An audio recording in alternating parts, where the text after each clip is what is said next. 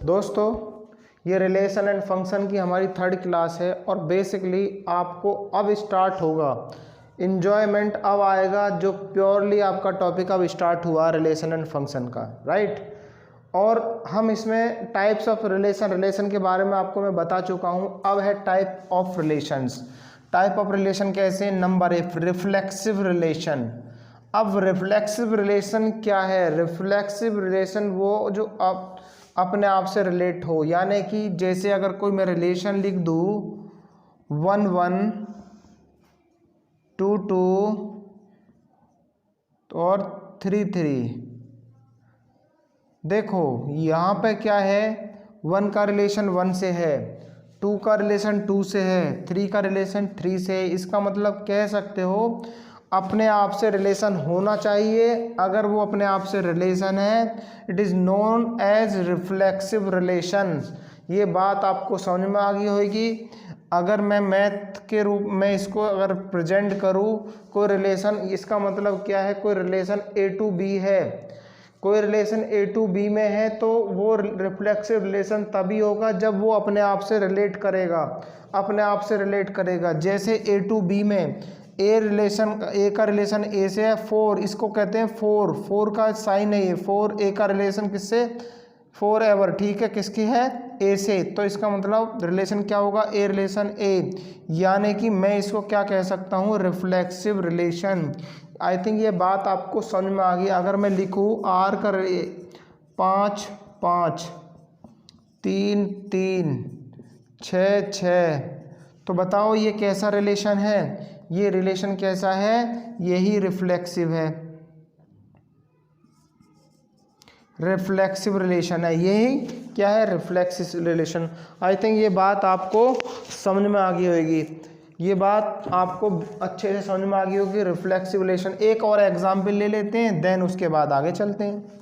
तो बताओ, ये मैंने एक रिलेशन लिखा 1 1 2 2 3 3 1 4 और 4 4। बताओ ये क्या रिफ्लेक्सिव रिलेशन है? देख लेते हैं। 1 का रिलेशन 1 के साथ है, बात सही है। 2 का रिलेशन 2 के साथ, ठीक है। अब 3 का रिलेशन 3 के साथ है, तो ठीक है। यहाँ 1 4, क्या 1 1 है? हाँ है। 4 4 है, 4 4 भी है, तो ये कैसा होगा? ये भी कैसा होगा? Reflexive relation. ये भी कैसा होगा? एक रिफ्लेक्सिव रिलेशन। देन उसके बाद आता है ई रिफ्लेक्सिव रिलेशन। ई रिफ्लेक्सिव रिलेशन में क्या है? अब देखो यहाँ पे ई रिफ्लेक्सिव रिलेशन क्या, कुछ वो रिफ्लेक्सिव तो नहीं होगा। अब उसको रिफ्लेक्सिव नहीं होगा, देखो यहाँ पे 2 2 3 3 6 6, इसका मतलब 2 का 2 के साथ रिलेशन है, 3 का 3 के साथ रिलेशन है, 6 का 6 के साथ रिलेशन है। यहाँ पे क्या है? 8 3 का, यहाँ पे देखो ये अपने आप से रिलेशन नहीं है, 8 का 8 से रिलेशन होना चाहिए, तो 8 का 8 से रिलेशन होना चाहिए। इस तरह को हम क्या बोलेंगे? इस तरह को हम क्या बोलेंगे? ये इसको बोलेंगे ई रिफ्लेक्सिव रिलेशन। तो ये बात समझ में आ गई होगी, यानी कि वो कहीं ना कोई एक ऐसा होगा उसके अंदर जो अपने आप से रिलेट नहीं करेगा। अगर जो अपने आप से रिलेट नहीं करेगा उसको हम क्या बोलेंगे? ई रिफ्लेक्सिव रिलेशन। ये बात आपको समझ में आ गई होगी। देन उसके बाद आता है कौन सा? Reflexive closure. अब रिफ्लेक्सिव क्लोजर में आपको क्या करना है? कोई हम उसमें क्या ऐड करें? रिफ्लेक्सिव क्लोजर के अंदर हम उसमें क्या ऐड करें जो रिफ्लेक्सिव हो जाए? जैसे मैंने आपको एक एग्जाम्पल दिया है यहाँ पर, एग्जाम्पल 1 1 2 2 4 4 1 3 और 2 1। देखो 1 का रिलेशन 1 के साथ है, 2 का रिलेशन 2 के साथ है, 4 का रिलेशन 4 के साथ है। अब देखो यहाँ 1 और 3 और 2 और 1, ठीक है, तो इसमें 3 3 होना चाहिए था। तो इसमें देखो क्या है, इसका रिफ्लेक्सिव क्लोजर क्या हो गया? इसमें क्या है? ऐड करने पे इसको क्या बन जाएगा? देखो क्या है, ऐड करने पर क्या बन जाएगा? ये रिफ्लेक्सिव बन जाएगा। 1 1 है, 2 2 है, 4 4 है। अब इसमें कहीं आप देखो 2 2 भी है, 4 4 नहीं है, इसका मतलब क्या ऐड कर, सॉरी 3 3 नहीं है, इसमें 3 3 नहीं है, तो 3 3 ऐड करने पर क्या बन जाएगा? ये रिफ्लेक्सिव बन जाएगा।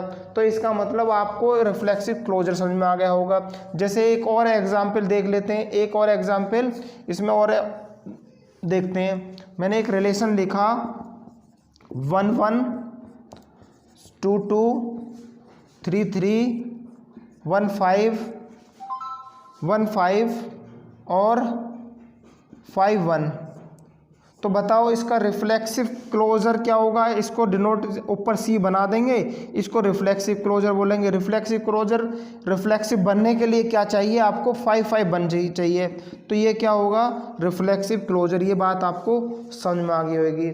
और अब यहाँ पे रिफ्लेक्सिव के सारे पार्ट हो गए हैं, ठीक है। रिफ्लेक्सिव, अब total number reflexive, total numbers of reflexive,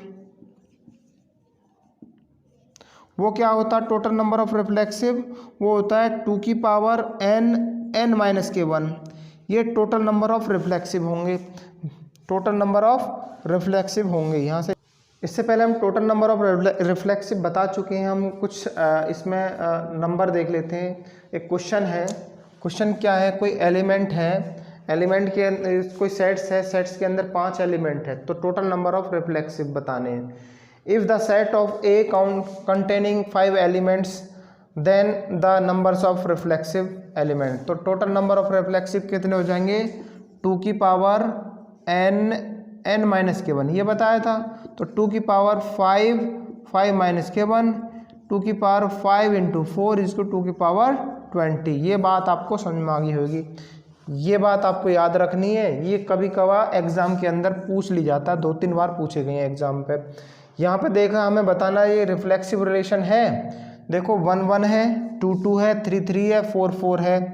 1-1 है, 2-2 है, 3-3 है, 4-4 है। देखो अगर ये 1-4 है तो 1 के साथ रिलेशन मिलेगा, 4 के साथ 4 का मिल गया, ठीक है। 2 का साथ 2 के साथ मिलेगा, 3 के साथ 3 के साथ इसमें है, प्रेजेंट है। तो इसका मतलब ये कैसा रिलेशन है, रिफ्लेक्सिव रिलेशन। रिफ्लेक्सिव, अरे रिफ्लेक्सिव भी नहीं लिखा जा रहा, REF, रिफ्लेक्सिव रिलेशन। ये कैसा रिलेशन है, रिफ्लेक्सिव रिलेशन। अब एक क्वेश्चन है, कोई question relation R is defined by in X relation Y, तो X प्लस के Y इज डिविजिबल बाय 2। अगर डिविजिबल बाय 2 है, क्या ये रिफ्लेक्सिव रिलेशन है। हाँ देखते हैं। तो हमें क्या करना है, X बिलोंग टू क्या करना है R और Y बिलोंग टू R, तो इसमें ही डिफाइंड है। तो अपने आप से रिलेट करोगे, तो अपने आप से रिलेट करोगे x प्लस के x इक्वल टू 2x, और किससे डिवाइड करना आपको, 2 से डिवाइड करना है। तो ये कैसा हो गया, 2 से डिवाइड होगा, x बचा, तो ये कैसा होगा, रिफ्लेक्सिव रिलेशन होगा। ये कैसा होगा भाई, रिफ्लेक्सिव रिलेशन। राइटिंग पे ध्यान मत देना बस।